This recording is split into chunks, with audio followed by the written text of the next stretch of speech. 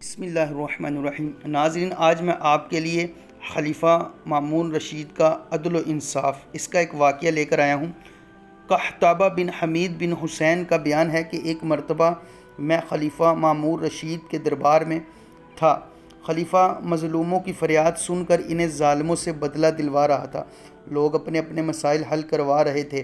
دوپہر ڈھلنے تک یہی سلسلہ رہا۔ خلیفہ بڑے عدل و انصاف سے فیصلے کر رہا تھا۔ مجلس قضا ختم ہونے والی تھی۔ اچانک پھٹے پرانے کپڑوں میں ملبوس ایک عورت دربار میں آئی اور بآواز بلند خلیفہ کو سلام کیا۔ خلیفہ یحییٰ بن اکثم کی طرف دیکھا۔ یحییٰ نے عورت سے کہا، بتاؤ تمہارا کیا مسئلہ ہے؟ عورت نے کہا، اے خلیفہ، مجھ سے میری زمین ظلماً چھین لی گئی ہے۔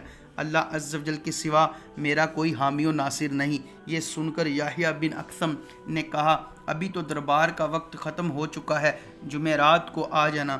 عورت واپس چلی گئی۔ مجلس قضا برخاست کر دی گئی۔ جمعرات کو خلیفہ وقت فیصلہ کرنے تخت پر بیٹھا اور کہا، آج سب سے پہلے اس عورت کی فریاد سنی جائے گی۔ وہ عورت کہاں ہے؟ عورت کو لایا گیا تو خلیفہ نے کہا، بتاؤ تمہارا کیا معاملہ ہے؟ تم پر کس نے ظلم کیا؟ اپنے مد مقابل کو سامنے لاؤ۔ عورت نے خلیفہ کے بیٹے عباس کی طرف اشارہ کرتے ہوئے کہا، میرا دعویٰ اسی پر ہے اور یہی میرا مد مقابل ہے۔ خلیفہ نے احمد بن ابو خالد کو حکم دیا کہ عباس کا ہاتھ پکڑ کر اس عورت کے ساتھ کھڑا کر دو۔ حکم کی تعمیل ہوئی اور خلیفہ وقت کے شہزادے کو مجرموں کی طرح اس عورت کے ساتھ کھڑا کر دیا گیا۔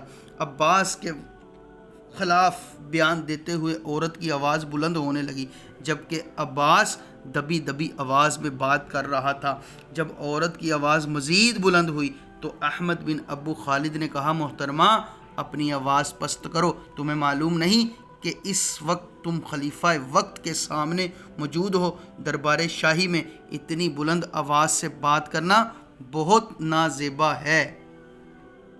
خلیفہ مامون رشید نے کہا، اسے بولنے دو۔ بے شک اس کی سچائی نے اس کی آواز بلند کر دی اور عباس کے جرم نے اس کو گونگا کر دیا ہے۔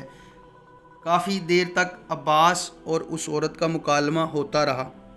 بالآخر خلیفہ نے حکم دیا کہ اس عورت کی زمین اسے واپس لوٹا دی جائے اور اس عورت کو 10,000 دینار دیے جائیں۔ یہ فیصلہ سن کر وہ مظلومہ خوشی خوشی اپنے گھر چلی گئی۔